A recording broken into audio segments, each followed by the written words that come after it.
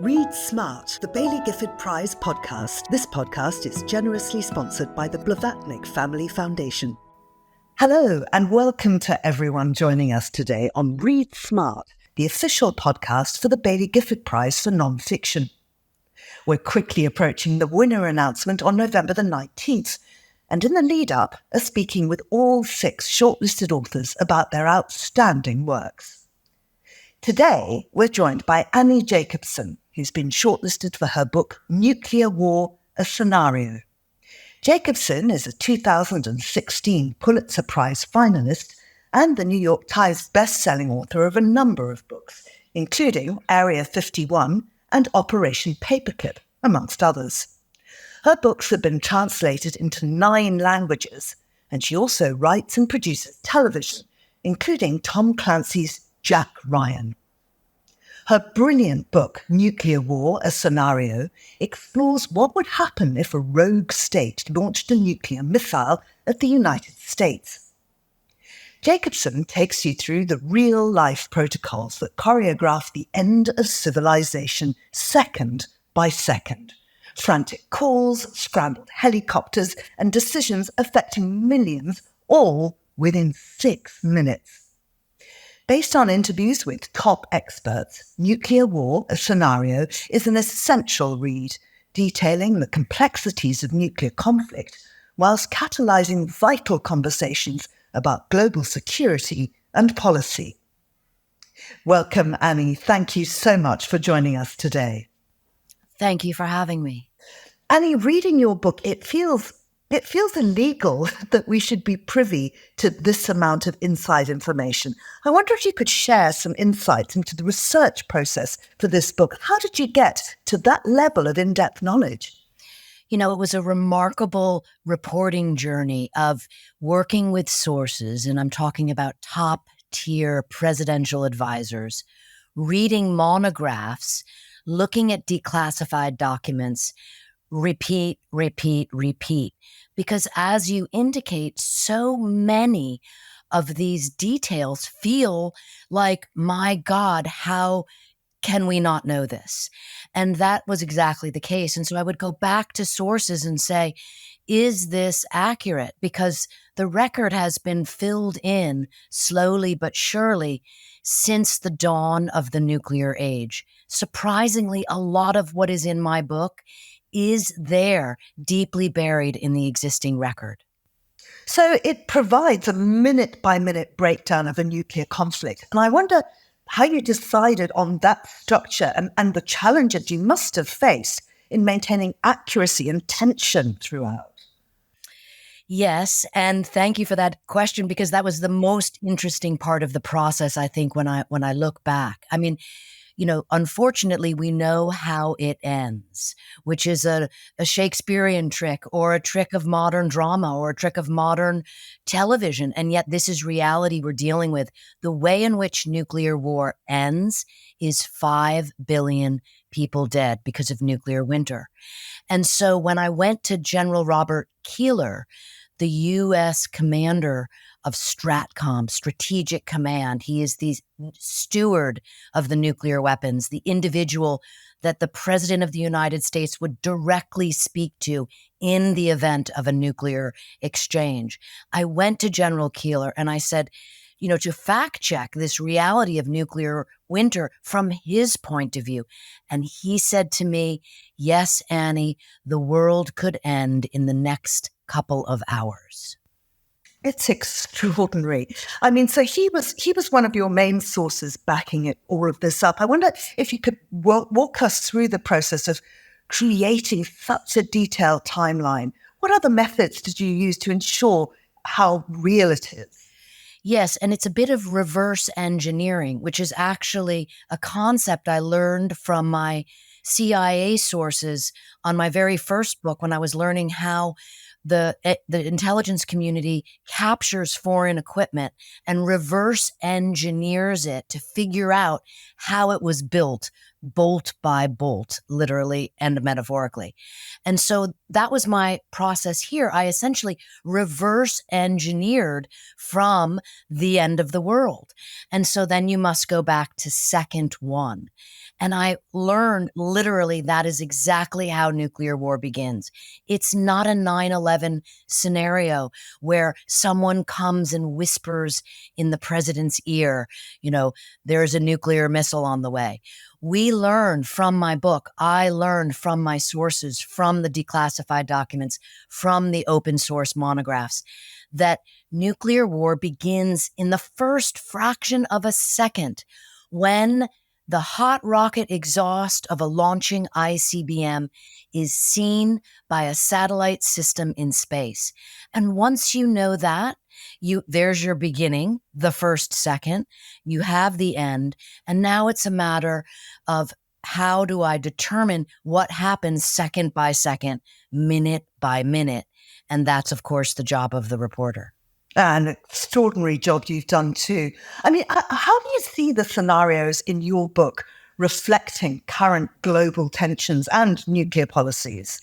When I began heavily reporting this book, because of course I've dealt with nuclear weapons in each of my previous 6 books, but during COVID is when I began the sort of nuts and bolts reporting. And I did many Zoom sessions with top tier national security people.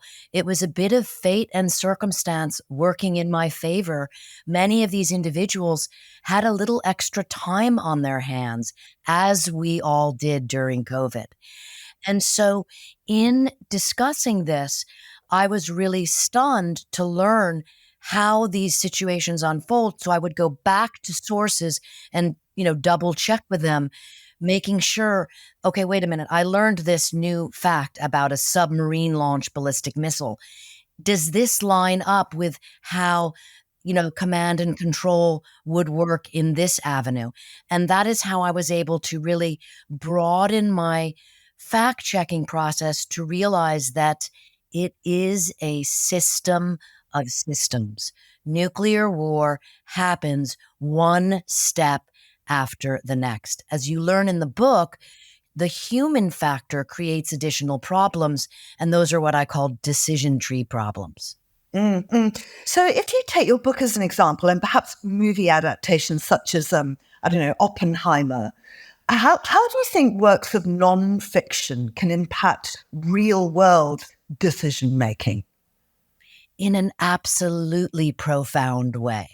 And this is one of the sort of revelatory moments where I realize fact and fiction work together. Of course, one separates out what is fact. My book is all nonfiction, meaning it is sourced specifically in the back matter. But I began to learn that many of the individuals look to fiction to think about that big sweeping drama of it all. And, the only kind of hopeful moment in all of this, which is, appallingly horrific, the concept of a nuclear war, is what I call the Reagan reversal. And it's the fact of the matter that President Ronald Reagan, a nuclear hawk when he entered office, believed that more nuclear weapons kept America more safe. And after he saw a fictional television movie called The Day After, he changed his mind. He decided that he had to do something about the nuclear arms race. He reached out to Gorbachev, and that is why the world's arsenal went from 70,000 nuclear warheads in 1986 to the approximately 12,000 that we have today. Huh. And then in this big journey that you've undertaken, was there one surprising discovery or moment that really stands out to you? I was constantly surprised by the generosity of the Cold War warriors' ability and actually talking to me multiple times, letting me call them again, going back on the record with people like Richard Garwin, who not only has advised every US president since Eisenhower, but drew the plans for the first thermonuclear weapon, which is on the cover of the American version of the book. That these individuals would let me go back and ask questions again and again to make sure that I got it right.